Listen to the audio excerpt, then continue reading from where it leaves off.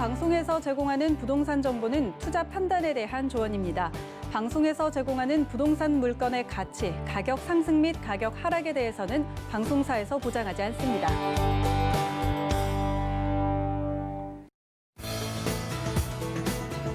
안녕하세요. 재테크 매거진 부동산이 답이다 진행의 강주리입니다. 저희 재테크 매거진 오늘도 역시 다양한 소식들 준비했습니다. 한 주간의 이슈인 커버 스토리와 그리고 재테크 팁, 또 현장 포커스까지 다양한 소식들 준비되어 있으니까 저희와 함께 해주시기 바라겠습니다. 방송 보시다가 궁금하신 점은 언제든지 전화 주시면 되는데요. 02-3153-2594번 활짝 열어놓고 기다리고 있겠습니다.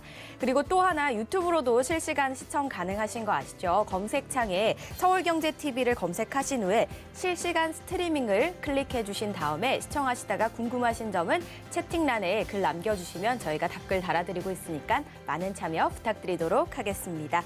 자, 그럼 최근 이슈에 대한 이야기 한번 나눠보겠습니다. 첫 번째 커버 스토리입니다. 변창흠 국토교통부 장관 후보자가 7일 주택 소유권 일부를 공공이 보유하는 대신 집값을 획기적으로 낮춘 공공자가주택 도입 논의를 본격화하겠다는 의사를 밝히면서 어떤 변화가 있을지 주목되고 있습니다. 2000년대에 반값 아파트 등으로 불리면서 도입됐지만 실패했다는 평가를 받은 뒤 사실상 폐기된 정책이어서 논란일 것으로 예측되고 있습니다. 다음 소식입니다. 내년부터 집 한 채를 공동명의로 보유한 부부는 매년 9월 단독명의 기준으로 종합부동산세를 내겠다고 신청할 수 있게 될 전망입니다. 단독명의로 종부세를 내면 고령자 공제와 장기보유 공제를 합쳐 최대 80%의 세액 공제를 받을 수 있으나 주택가격이나 부부의 나이, 보유 기간에 따라 공제율이 달라져 공동명의로 세금을 내는 게 더 유리할 수 있어 꼼꼼한 확인이 필요해 보입니다. 마지막 소식입니다. 현 정부가 올 초 신년 기자회견에서 집값이 급격히 오른 곳은 원상 회복돼야 한다고 공언했지만 올해 전국의 아파트 매매 전셋값이 지역에 관계없이 모두 대폭 오른 것으로 나타났습니다. 특히 세종시가 올 들어 11월까지 43.64% 오르는 등 서울보다 지방의 상승세가 두드러져 이목을 끌고 있습니다.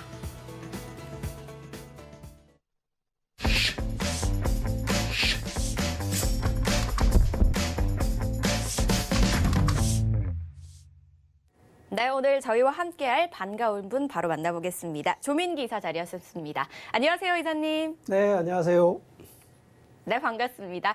오늘도 저희 다양한 이야기 한번 나눠볼게요. 가장 먼저 강의 들어볼 차례인데요.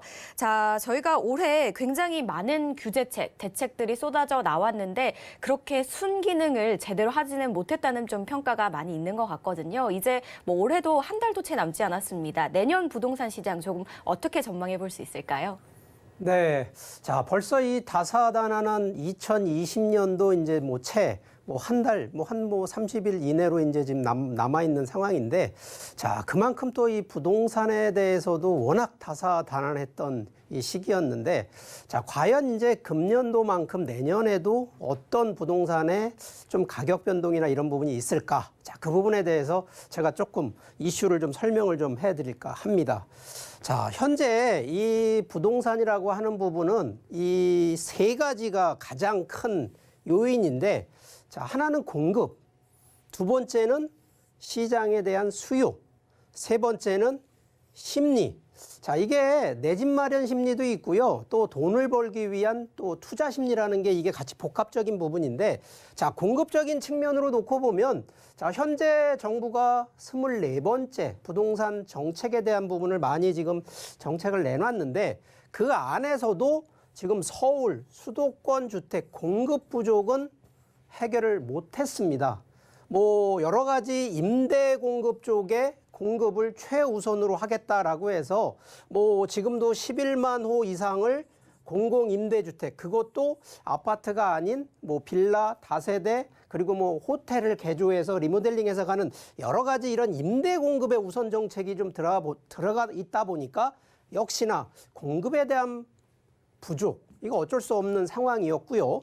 두 번째는 자, 과연 그러면 공급이 좀 줄어들면 수요도 좀 줄어들어야 되는데, 자, 이 수요는요, 자, 이게 사람들 마음에 또 여러 가지 요인도 있습니다만, 일단 가격이 올랐어요. 가격이 오르니까 결국은 투자자나 실제 내 집 마련하시는 분들이 더 사야 되겠다 하는 바로 이 상승 확대가 되다 보니까 자, 이 부분을 정부가 어떻게든지 좀 수요를 잡으려고 자, 세금에 대한 정책, 대출 규제에 대한 정책, 그리고 규제 지역을 또 잡아서 자, 이러한 규제 정책을 했음에도 제가 보기엔 오히려 이게 더 기름을 좀 끼얹은 결과적으로 이런 부분이 서울 수도권을 잡아야 되는데도 불구하고 수도권뿐만 아니라 이제 지방까지 확산이 되는 바로 이런 수요를 조금 너무 규제를 했다라는 부분이 이제 하나의 또 원인이 됐고요. 자, 사람 이제 우리가 내 집 마련부터 해서 돈을 벌겠다는 이 심리를 가지신 분들, 자, 바로 이게 패닉 바잉이라 그래서 무조건 지금 못 사면 아예 내가 살아생전에 집을 못 산다라는 이런 패닉 바잉 심리라는 것이 더 팽배해졌고요. 가격 상승이 결과적으로 더 부추겨졌으면서 이 과거에 지금 이 현재 정권, 정부하고의 대비되는 시절로 다시 돌아보는 결국은 똑같은 일이 반복되고 있다는 거로 증명이 되고 있는데 자, 이 부분을 한번 살펴보면 자, 서울권 기준으로 지금 수도권 가격 차이를 놓고 보면 서울 평균, 자, 어디 하나가 뭐 강남이 비싸다 이런 걸 따지기 전에 서울 평균가, 평당가를 놓고 보면 자, 아파트 3,500만 원대가 넘었고요. 자, 인천, 경기권도 지금 상당히 많이 올랐는데도 지금 뭐 1,000만 원대에서 1,500만 원대인데 자, 이거를 서울 지역에 국한된 쪽으로 놓고 보면 서울에서 가장 비싼 데 물론 제일 비싼 데는 뭐 평당 1억이 넘은 데도 있습니다만 지금 현재 기준으로는 기본적으로 다 6천만 원대가 가장 비싼 데고요. 서울권 기준으로는 대부분 다 한 평균적으로 3천만 원대 이상이 다 넘었다라는 거로 이해를 하시면 되겠습니다. 자, 여기에 전국적으로 보면 자기 집, 자기 주택에 자기가 직접 거주하시는 이런 기준으로 보면 실제 지방 쪽은 웬만해서는 거의 50% 이상은 다 자기 집에 거주하는 조건인데 자, 여기 수도권, 서울, 인천, 경기를 놓고 보면요. 자기 집에 자기가 거주하는 게 아니라 거주하시는 분도 있습니다만 대부분은 돈을 벌기 위해서 투자 쪽으로 해놓으신 부분입니다. 자, 그러다 보니까 이 매매 가격이 왜 상승했는지 이 요인을 좀 한번 좀 지금 일반 시중에 있는 여론조사에서 한번 확인해 본 그 내용을 살펴보니까 자, 일단은 가격이 급등을 하니까 이거는 나는 무조건 돈이 올라간다라는 측면으로 가격이 더 추가 상승이 됐고요. 일단 공급이 부족하니까 심리적으로 나는 부족하니까 더 공급이 안 될 거라는 그런 상황으로 가격이 또 상승을 하고 더군다나 지금은 규제를 하다 보니까 규제 지역에서 그 벗어나 있는 풍선 효과로 좀 놓고 보는 거고 시중에 지금 아시지만 자금이 유동성이 너무 풍부합니다. 결국 자금이 어디로 빠질 데가 없으니까 결국은 아파트 쪽, 특히 주택 쪽으로 들어갔다라는 얘기고요. 자, 재개발, 재건축이 일단 규제로 인해서 많이 그것도 서울 수도권에 많이 공급이 돼야 되는데 자, 이 부분도 규제 때문에 진행을 못했었고요. 더군다나 사겠다라고 하는 매수 심리가 너무 강해졌다라는 측면이 전반적으로 매매 가격의 상승 요인이었다라는 측면이고요. 자, 반대 이게 또 이제 전세 가격까지 최근에 많이 상승을 했습니다. 자, 이 부분도 놓고 보면 최근 임대차법 3법이 일단은 영향을 가장 많이 변수가 됐습니다. 자, 이게 2년 동안 전세였던 거를 2년 플러스 해가지고 4년을 하다 보니까 솔직히 전세 물량이 없습니다. 그만큼 임대차법에 의한 영향, 거기에 전세보다는 이제는 월세 쪽으로 전환하는 쪽으로 많다 보니까 당연히 전세 공급 부족 더 심화됐고요. 인기 지역의 입주 물량, 결과적으로 공급량이 줄어드니까 내 집 마련뿐만 아니라 실제 실수요자가 들어갈 수 있는 주택이 부족했다라는 거고요. 자, 전반적으로 아파트 가격이든 주택 가격이 상승을 하니까 당연히 전세를 놓으시는 주인 입장에서는 전세 가격 상승을 할 수밖에 없는 결과적으로 이런 수요 증가 그러면서도 청약을 해서 일시적 전세 거주가 또 당연히 늘어나면서 심리적 요인 사람이 마음이 이게 아주 불안에 떨고 있는 그런 거로 인해서 전세 가격이 더 상승했다. 자, 이런 측면으로 조금 살펴보니까 자, 전반적으로 지금 이제 내년 2021년도 저희가 이제 전망을 하고 싶은 그 내용은 자, 그러면 가격이 계속 오를 거냐? 아니면 떨어질 거냐. 자, 이 부분은 조금 상반된 견해를 보는데요. 매매 가격 기준으로는 내년 상반기까지는 무조건 상승한다라는 전망이 좀 나오고요. 하반기에는 좀 보합이 되는데, 자, 이 이유는 내년 보통 하반기에 재산세, 특히 보유세, 종부세부터 해서 이 재산세, 특히 보유세가 상승을 많이 하다 보니까 이 부분 때문에 여러 다주택 갖고 있는 분들이 좀 물건을 좀 많이 내놔서 가격, 거래량이 조금 더 물량이 많이 나와서 가격이 조금은 다운인데 하락이 아니라 보합 정도로 갈 거라고 보고요. 전세 가격은 상하반기 내년 내내 상승할 거라는 전망을 좀 보고 있습니다. 자, 그런데 이러한 전망에 뒷받침되고 있는 변수들이 좀 있습니다. 자, 이 변수들은요, 일단 정부에서 요번에 이제 국토교통부 장관도 교체가 이제 지금 바뀌어지고 있는 상황이긴 합니다만, 내년도에도 과연 이러한 규제 정책을 계속 더 강화하고 지속할 거냐라는 이 측면에 좀 변수가 좀 하나 남아 있고요. 또 하나, 국내외 이제 경기 여건, 지금 현재 코로나19 때문에 여러 가지 상황들, 특히 경제 상황이 너무 안 좋은 상황에서 과연 부동산 자체에서도 계속적인 이런 규제, 대출이나 세금에 대한 부담으로 인해서 경기 여건을 더 악화시킬 수 있다라는 변수 하나가 또 있고요.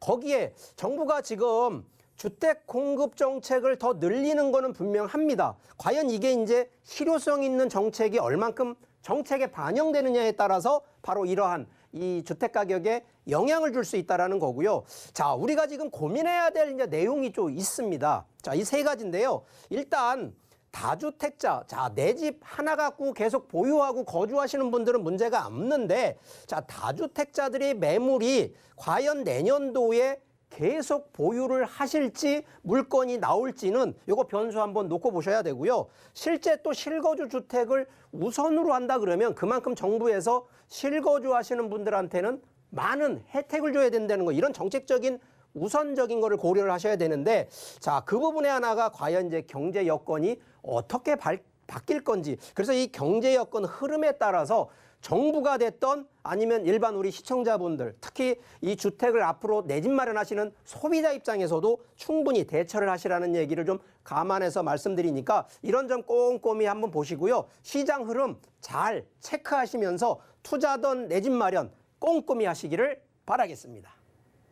2021년 부동산 시장을 전망을 좀 살짝 해보자면 매매에는 변동이 조금 있을 수도 있지만 전세는 여전히 강세로 예상이 된다라고 해주셨습니다. 하지만 이 규제에 따라 달라질 수도 있다라는 점까지 좀 참고해 주시기 바라겠습니다. 이렇게 강의 들어봤는데요. 더 궁금하신 사항은 02-3153-2594번 열려 있으니까요. 많은 연락 주시기 바라겠습니다. 저 이번에는요. 부동산 재테크 리포트 시간입니다. 실제 사례를 통해서 재테크 팁 한번 얻어보도록 하겠습니다. 사례 바로 만나보시죠.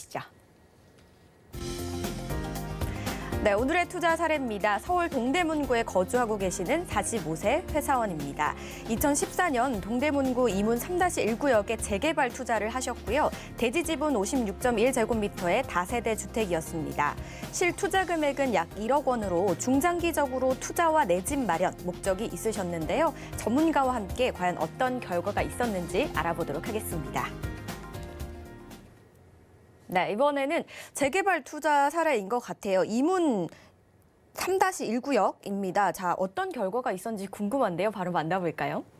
네, 지난번에도 이 재테크 투자 사례가 이 재개발 투자 사례였는데, 자, 이번 주에도 이 재개발 투자 사례입니다. 자, 위치가 이문 휘경 뉴타운 이문 3-1구역인데 지금 한창 지금 공사를 지금 진행하고 있는 바로 이제 그런 구역인데, 이분은 2014년 뭐 지금부터 보면 시간이 그래도 벌써 꽤 많은 시간, 이제 뭐 거의 한 7년, 6년에서 7년 정도 이전에 이미 이제 투자를 하셔서 중장기 투자를 이미 하셨고, 자, 이분 같은 경우도 꽤 성공적인 투자를 하신 케이스입니다.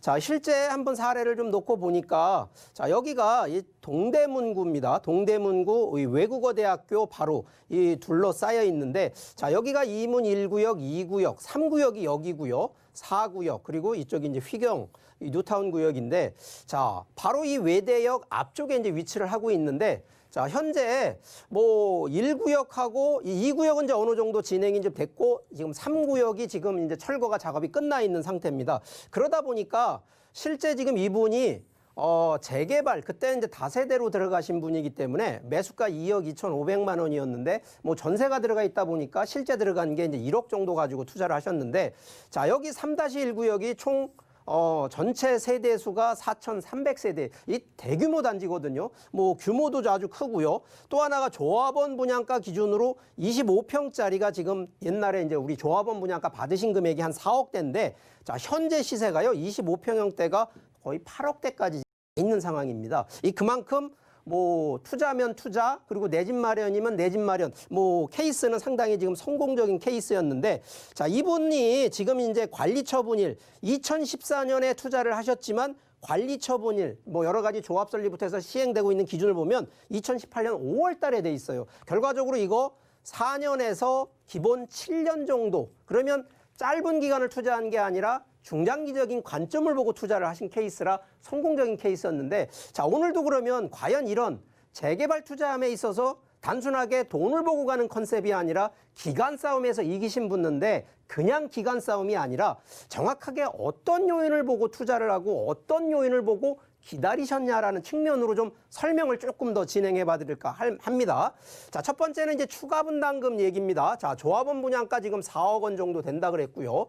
여기에서 조합원 권리가액이 있습니다. 이거는 뭐냐? 기존에 지금 다세대 주택이 자, 2억짜리를 사셨습니다. 그러면 현재 2억짜리를 종전자산이라 그래서 조합원이 갖고 있는 종전자산의 평가액을 따지거든요. 자, 이거는 보통 감정가로 가기 때문에 자, 이분 같은 경우에는 2억짜리 2억 정도 되는 거를 감정받으셔가지고 2억 5천 정도에 하셨어요. 자, 그러면 여기서 일단 조합원 분양가가 4억이니까 그러면 4억에서 본인이 갖고 있는 다세 그 주택 기준의 가격이 2억 5천이면 벌써 금액적으로는 1억 5천이 부족합니다. 자, 이게 지금 현재 기준으로는 추가 분담금이다. 이렇게 이해를 하시면 됩니다. 그래서 이분 같은 경우에는 1억 5천만 원에 대한 추가 분담금 기준을 더 이제 생각을 하셨고요. 자, 이분이 이제 비례율 기준으로 놓고 보는 게 기존의 비례율이 무조건 이게 보통 평균 100%가 비례율 기준입니다. 그래서 보통은 A급, B급, C급이라 그래서 등급을 좀 보통 매기는데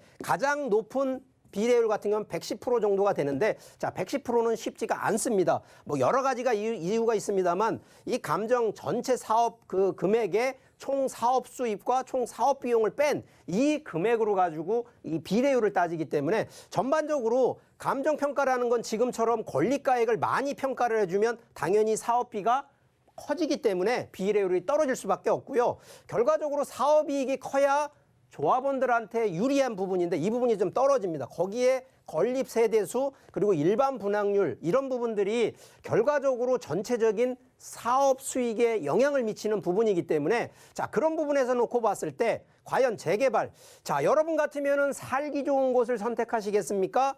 투자 가치 좋은 곳을 선택하시겠습니까? 라는 두 가지 질문이라 그러면 일반적인 분들은 살기 좋은 곳을 찾습니다. 그렇지 않습니다. 지금은요. 투자 가치가 있는 재개발 지역을 고르시라는 게 첫 번째고요. 두 번째는 결과적으로 이러한 가치 투자를 하려면 입지 분석이 먼저 들어가야 되고 분양 수익성, 좀 전에 용어 정리해서 과연 분양을 하고 조합원 분양, 일반 분양을 해서 사업 수익성이 얼마나 더 되는지 이거 반드시 따져보시라는 얘기를 드리고 자, 여기에서 조합원 분양가와 일반 분양가 자, 일반적으로 우리가 청약을 통해 분양이나 청약을 통해서 일반 분양으로 들어갈 수 있는 거를 왜 조합원 분양으로 들어가느냐 당연한 차이가 조합원 분양가 일반 분양가 당연히 가격 차이가 있고요. 여기 하나가 실제 거래되는 거래 시세가 있습니다. 자, 이 3단계가 가격을 차익을 그만큼 벌어들이는 차이기 때문에 조합원으로 들어가느냐 일반 분양으로 들어가느냐 나중에 다 짓고 난 걸 매수하느냐 어느 게 더 내가 더 거래 차익을 보느냐 이거 판단 꼭 하시라는 얘기를 드리는 거고요. 자, 여기서 추가 분담금을 어떻게 줄여주느냐 기본적으로 추가 분담금 요즘은 재개발 재건축에 규제 정책이 너무 많다 보니까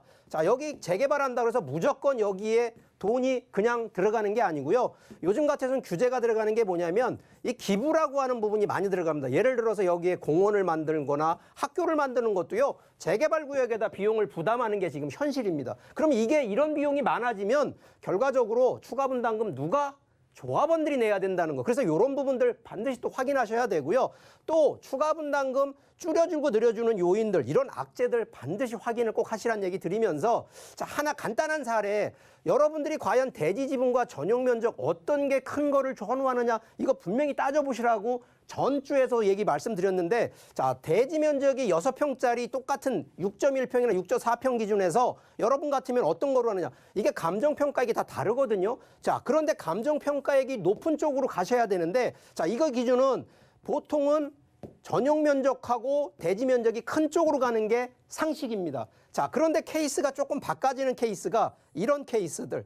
자, 여기는 분명히 감정가 8,800만 원이고 여기는 8,300인데 이런 케이스는요, 오히려 대지 면적 8.4평으로 5.3평에 전용 12.5평이면 당연히 주택 면적으로는 이쪽 A 물건이 더 좋아 보이는데 감정평가도 조금 더 많습니다. 그런데도 B 물건으로 가는 이유는 대지 면적이 5평보다는 8평짜리로 해서 한 30평대 이상의 분양권을 받는 게 목적이신 분들은 이쪽으로 가시라는 얘기를 드립니다. 자, 그래서 최종적으로 재개발, 이게 다시 한번 반복하는 건데요. 재개발 구역에 절대 종교시설 많이 들어가 있는 거 조심하시라는 얘기 드리고요. 두 번째, 문화재. 자, 요번에도 이거 동대문 이문 휘경동에도요, 의릉이라고 하는 분명히 문화재 있는데 왜 성공했냐? 바로 여기는 1구역을 뺀 나머지 구역, 1구역이 옆에가 의릉이거든요. 그렇다고 1구역이 나쁘다는 얘기를 드리는 게 아니라 이런 거는요, 개발 보전, 당연히 그리고 거기에 개발을 하다 보면 문화재가 발굴될 때 이거 다 수dob이 됩니다. 그래서 문제가 된다는 얘기 드리고요. 재개발 구역 내 상가 비율 높은데 이게 한남 뉴타운 1구역이 지금은 해제가 됐습니다. 이유가요, 바로 이게 이태원역에 역세권이 너무 많기 때문에 이런 데 개발 힘듭니다. 네 번째는요, 여기 추진위원회. 자, 여기는 은평 녹폰동에 옛날에 1구역이 들어갔었는데 1구역에 1-1, 1-2, 1-3 이게 구역별로 다 큰 대지 면적, 큰 재개발 구역이 아닌데도 이렇게 구역 나눠서 하는 거 바람직하지 않다는 얘기들이고요.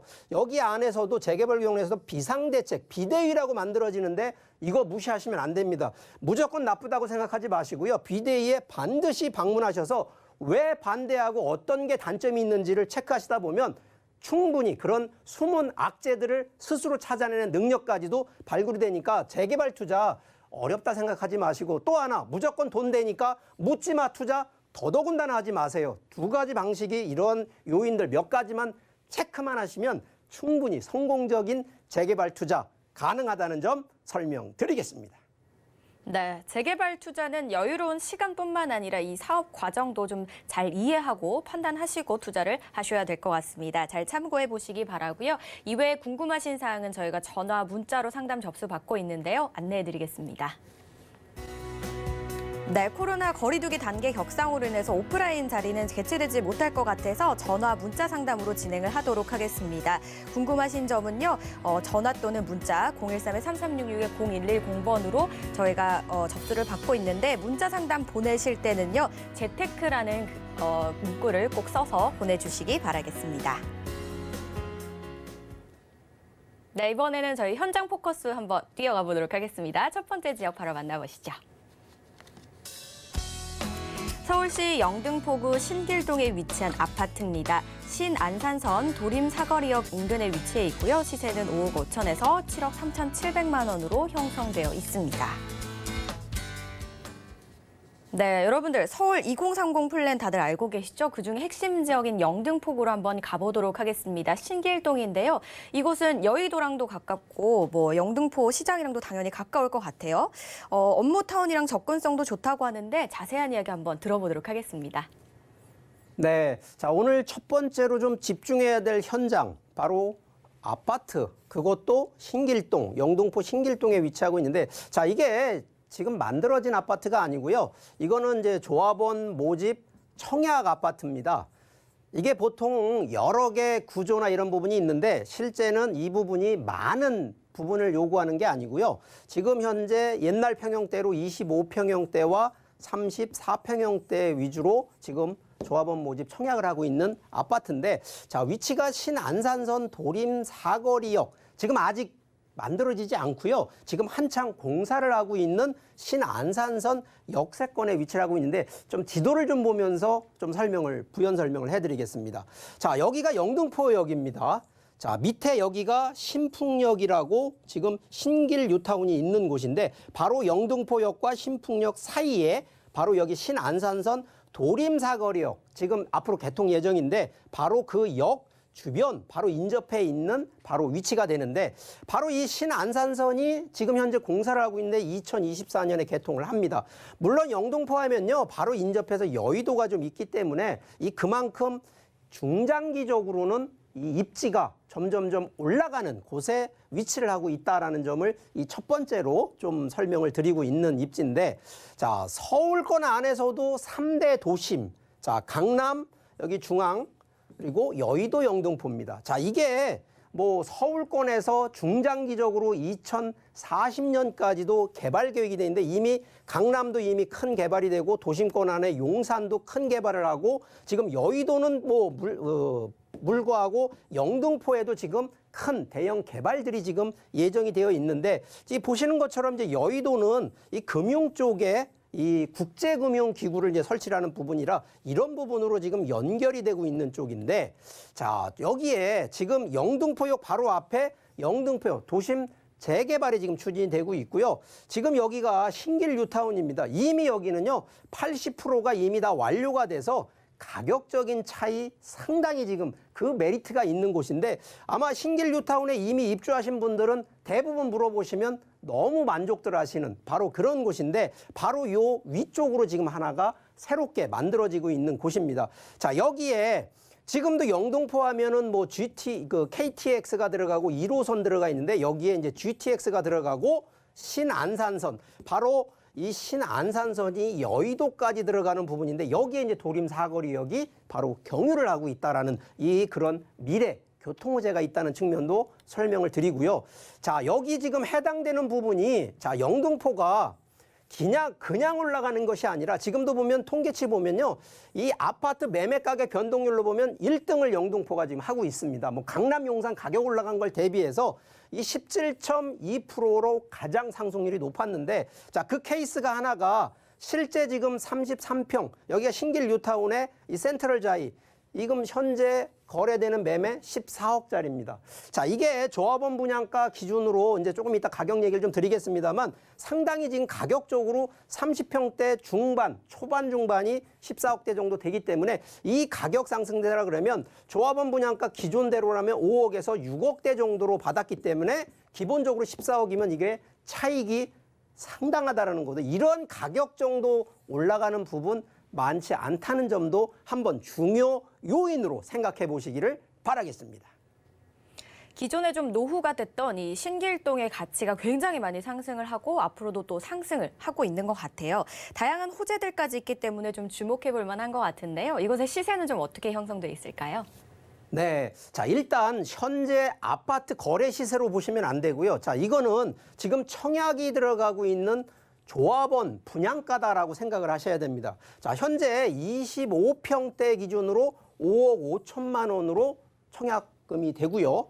자, 7억 3,700만 원 정도 시세는요. 이게 34평 기준이다. 이렇게 보시면 될 것 같습니다. 지금 좀 전에 거래 가격 기준 놓고 보면 벌써 25평형대가 34평형대가 14억대 정도 되니까 그만큼 가격 차이 충분히 보는데 자, 이 부분 현재 뭐 아무래도 청약이 들어가는 거니까 이 전체 금액이 다 들어가는 게 아니고요. 계약 시 한 6,600만 원대나 7천만 원대 정도가 필요하신 부분이고요. 자, 이게 좀 더 짧게 가는 게 아닙니다. 기본적으로 재개발 하더라도 7년 정도 가시는 거기 때문에 자, 조합원 모집을 하고 들어가는 사업 시간을 놓고 보면 5년에서 7년 정도 후에 입주가 된다. 이런 측면으로 보셔야 되기 때문에 좀 중장기적으로 보시고요. 일단 대출도요. 총 분양가의 약 65%가 가구 30%대가 무이자.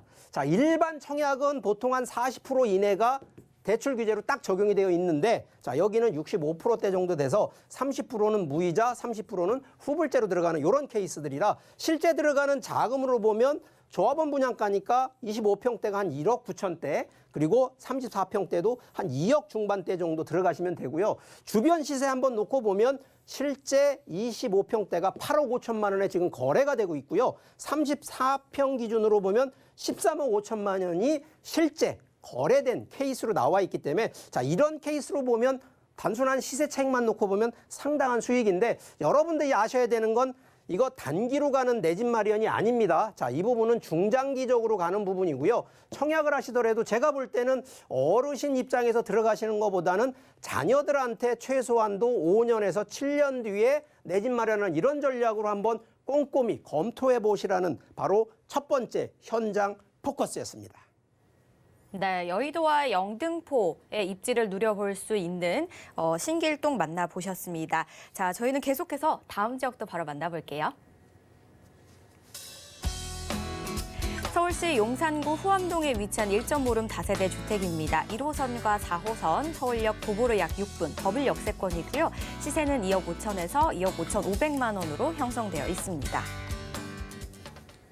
네, 저희 용산구로 한번 가볼게요. 용산구는 굉장히 많은 장점을 가지고 있는 곳입니다. 입지적인 장점뿐만이 아니라 호재들도 많이 있거든요. 그중에서도 후암동 만나볼 텐데요. 후암동도 많은 개발들이 좀 기다리고 있을 것 같아요. 어떤가요, 이사님?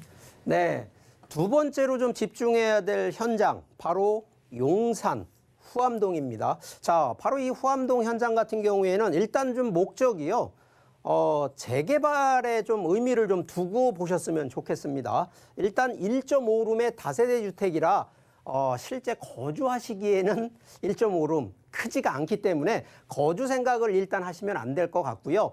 그리고 이미 이거는 이제 지어져서 여기에 임대가 이미 전세로 임대가 되어 있기 때문에 자, 이 부분은 재개발 쪽에 투자 쪽 컨셉으로 바라보시라는 얘기를 하고요. 일단 1호선, 4호선 바로 이 서울역의 인근 바로 후암동인데 바로 지도를 좀 보면서 추가 설명을 드려보면 자, 여기가 후암동, 위에가 서울역 바로 이 후암동의 위치를 좀 하고 있고요. 자, 위쪽이 남산, 밑에가 민족공원, 여기가 용산역.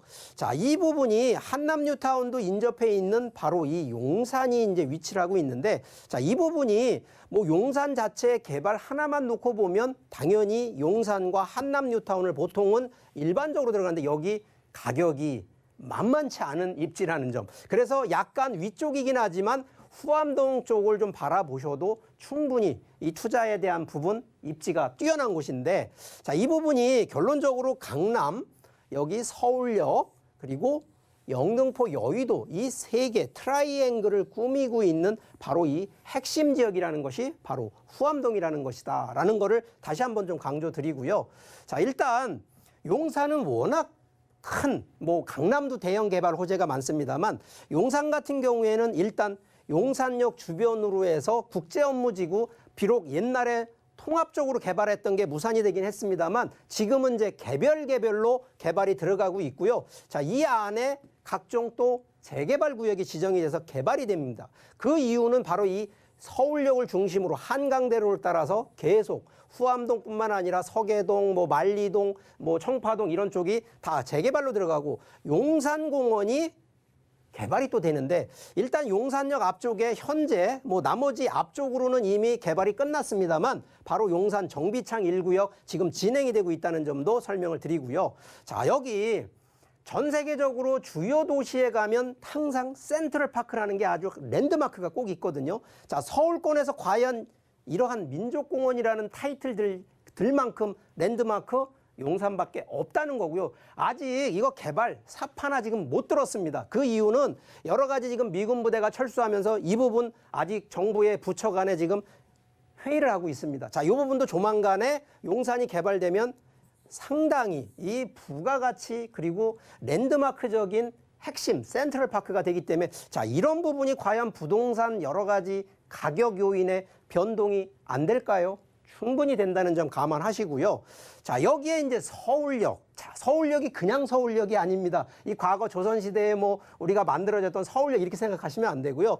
자, 서울역도 강남에 있는 삼성역과 못지않게요. 자, 지하 공간을 이렇게 만들어서요. 이 KTX, GTX, 신분당선, 신안산선, 일반철도, 공항철도. 자, 일단은 교통 측면에서만 해도 6개 이상의 노선이 혼합이 되는 그래서 이게 복합 교통센터가 만들어지는데 단순하게 교통만 지어진다 이거 보시면 안 됩니다. 그만큼 여기가 핵심으로 몰리는 동네고 결과적으로 그러면 용산역과 서울역을 중심으로 해서 대형 개발이 계속 일어나고 인구가 늘어날 수밖에 없는 그런 입지라는 점을 강조하기 때문에 자, 여기 용산이요.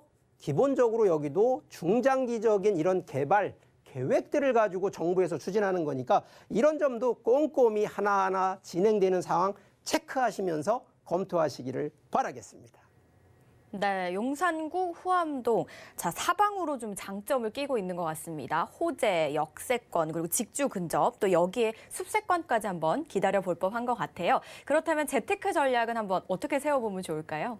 네, 자, 일단은 이 두 번째 현장, 집중해야 할 현장 후암동인데, 자, 이게 대지 지분으로는 작습니다. 뭐 1.5룸 정도 룸이기 때문에, 방이기 때문에, 자, 대지 면적 기준으로는 한 3.3평 기준이 돼 있는데, 이게 바로 분양권, 입주권을 받을 수 있는 조건에 해당이 되기 때문에 말씀을 드리는데, 자, 현재 시세가 2억 5천에서 2억 5천 5백인데, 자, 이미 이게 지금 지어져 있는 주택이다 보니까 임대가, 전세가 지금 1억 4천에 들어가 있거든요. 그래서 그대로 인수를 한다 그러면 1억 1천만 원 가지고 투자가 되는 그런 물건이고요. 혹시라도 이제 전세 만기가 되셔서 나는 그러면 전세로 안 하고 그래도 갖고 있는 기간 동안 월세라도 하시겠다. 그러면 월세 지금 70만 원, 보증금 2천만 원으로 가능하시니까 자, 이런 부분들은 대출도 가능하시거든요. 그래서 한 1억 6천만 원대 정도 가지고 월세를 받으시고 자, 이 부분은 짧게 간다라고 보시면 절대 안 됩니다. 기본적으로 용산은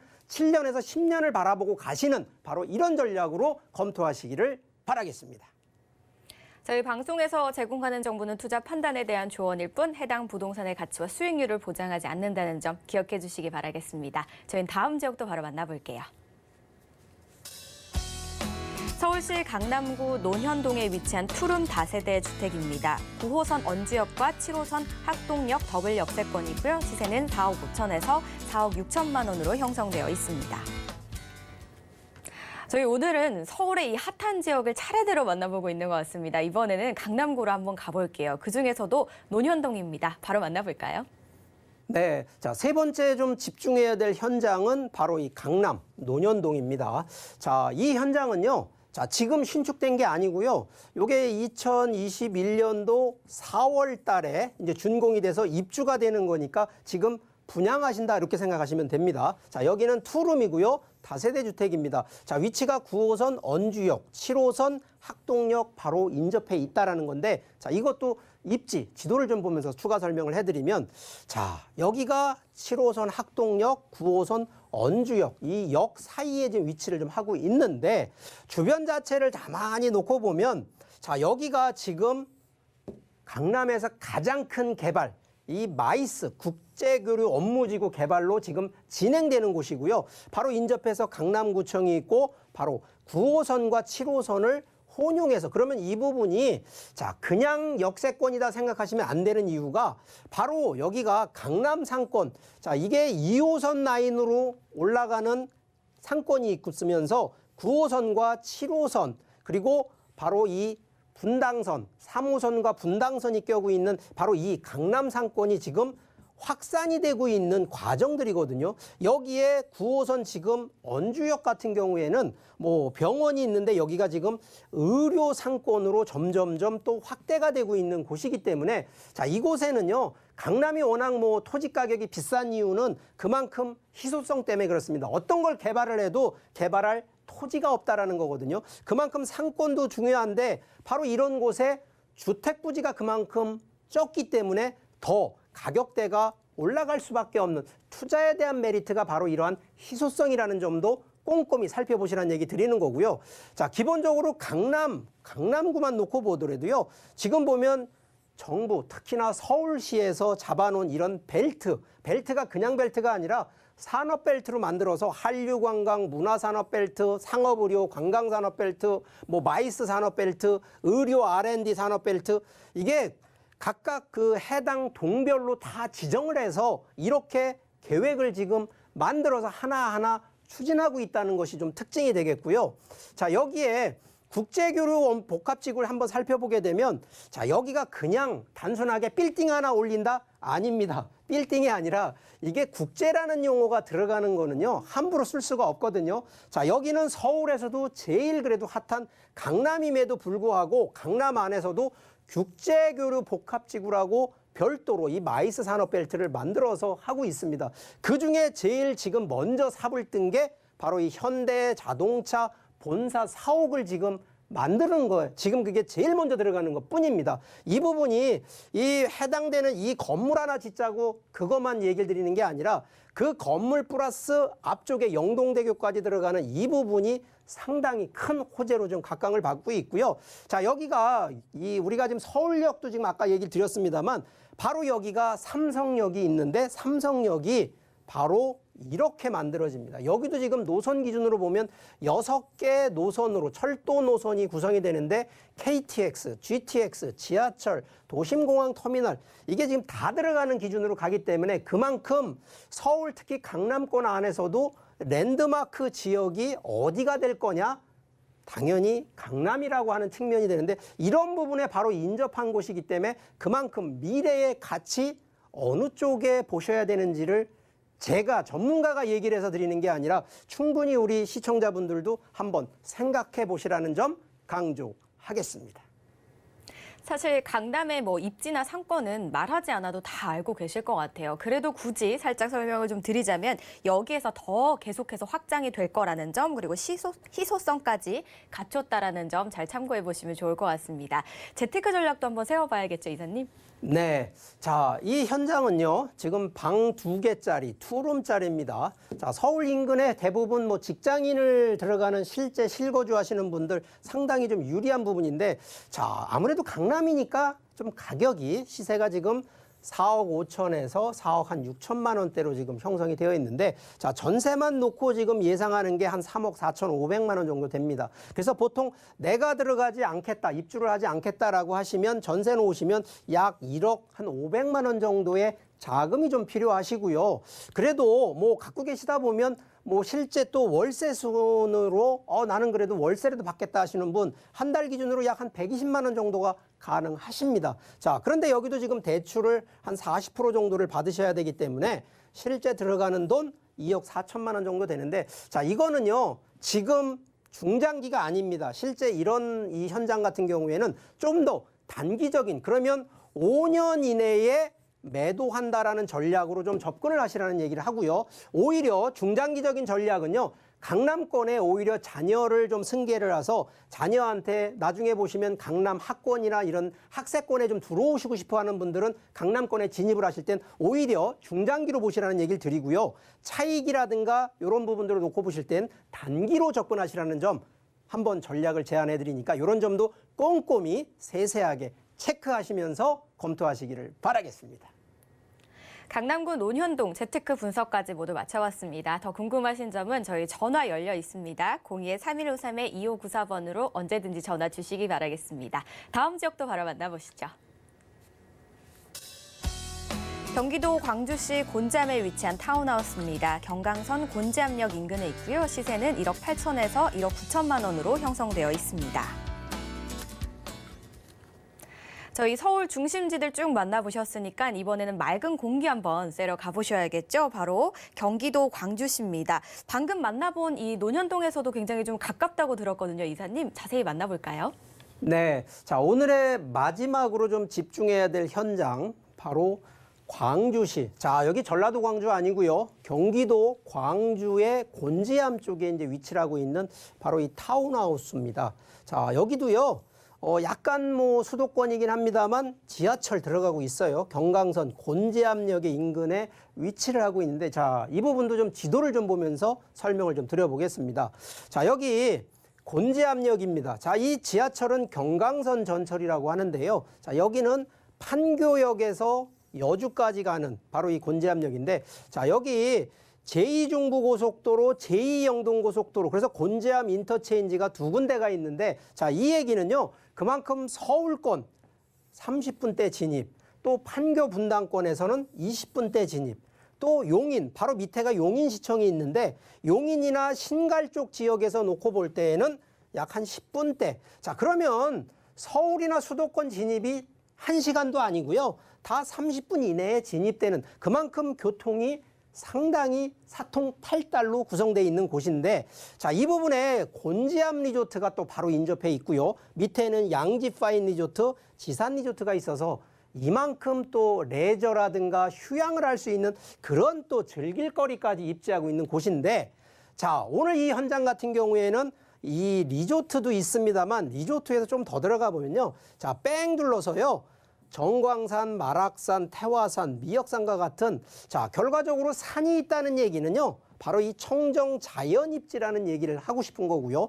자, 이렇게 공기가 좋은 곳이다 보니까 당연히 누가 들어가냐면 이런 고급 전원주택, 특히 힐링을 하러 들어오시는 분들이 이쪽으로 많이 들어와 있다라는 얘기를 드리겠습니다.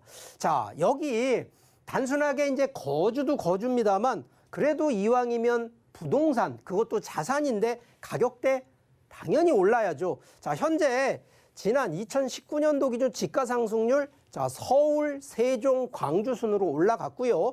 여기에 주택가격 상승률도 자, 경기권이 계속 상승을 하고 있다라는 거. 자, 이게 제가 얘기하는 게 아니라 통계청 통계 자료로 보여드리고 있다라는 걸 설명을 드리겠습니다. 자, 여기에 이미 경강선, 판교에서 여주까지 들어가는 경강선이 들어갔음에도요. 자, 수서, 서울 수서에서 경기도 광주까지 가는 수서, 광주, 복선 전철 이미 이것도 타당성 조사 다 이미 끝나서 이것도 확정이 됐다라고 보시면 될 것 같고요. 자, 여기에 자, 요즘 세종시가 많이 올라가는 이유는 행정도시 이전하는 것 때문에 그런데 이 가는 게 바로 이 고속도로거든요. 바로 이 고속도로 지금 공사를 하고 있습니다. 조만간 여기도 개통을 하게 되면 자, 이게 바로 경기도, 광주, 곤지암을 거쳐가기 때문에 충분히 향후에 교통가치 있다라는 측면을 말씀을 드리고, 자, 여기 사계절 스포츠부터 해서 취미, 맛집 충분히 은퇴 후에 힐링 그리고 건강 이런 거 다 챙길 수 있는 바로 그러한 바로 현장이라는 점 강조드리겠습니다. 네, 지하철도 있고 또 고속도로도 굉장히 잘 뚫려 있어서 서울에서 그리 멀지 않고 가깝게 이용할 수 있습니다. 또 미래 가치도 좀 기대해 볼 법하다고 하니까 현재 시세가 더 궁금해지는데요. 어떨까요? 네, 자, 이 현장, 이 단순하게 타운하우스 그러시면 자, 이게 3룸, 방 3개에 화장실 2개. 자, 평형수 기준으로 보면 이게 30평대입니다. 그리고 대지 지분도 29.4평 정도. 그러니까 결국은 주택 면적 대비 토지 면적이 거의 대지가 같이 들어가는 건데, 자, 이게 시세가요. 1억 8천, 2억도 안 됩니다. 1억 9천밖에 안 되는 아주 가격도 착한 가격이라는 점을 설명드리고, 실제 힐링, 은퇴 후에 건강 생각하나 들어가시면 실거주 그냥 하시면 되는데, 자, 이 부분도 혹시라도 그러면 내가 한 2년 뒤에 들어가겠다. 그럼 임대로 오시면 됩니다. 전세가 한 1억 2천만 원 되고요.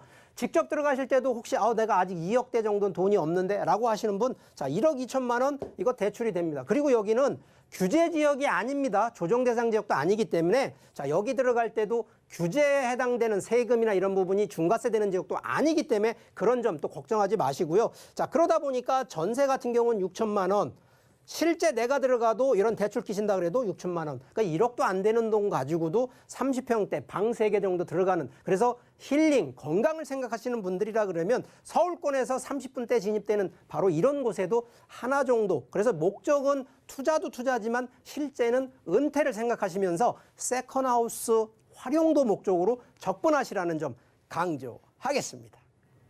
네, 마지막으로 경기도 광주까지 저희 모두 분석해봤습니다. 오늘도 알찬 강의부터 다양한 지역 정말 만나보셨는데요. 좋은 말씀 주신 이사님 보내드려야 될 것 같아요. 고맙습니다. 네, 저희 오늘 영등포, 용산, 강남 그리고 광주까지 모두 만나보셨습니다. 다시 한번 정리해드릴게요.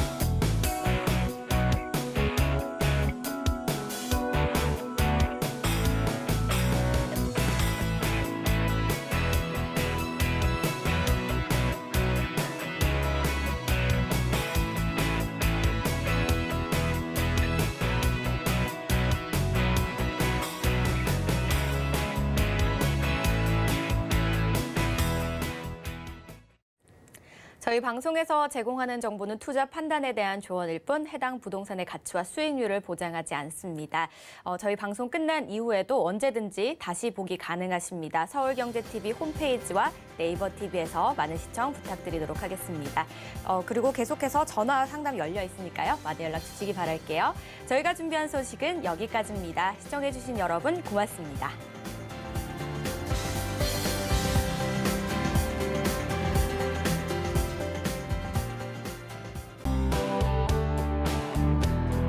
본 방송에서 제공하는 부동산 정보는 투자 판단에 대한 조언입니다. 방송에서 제공하는 부동산 물건의 가치, 가격 상승 및 가격 하락에 대해서는 방송사에서 보장하지 않습니다.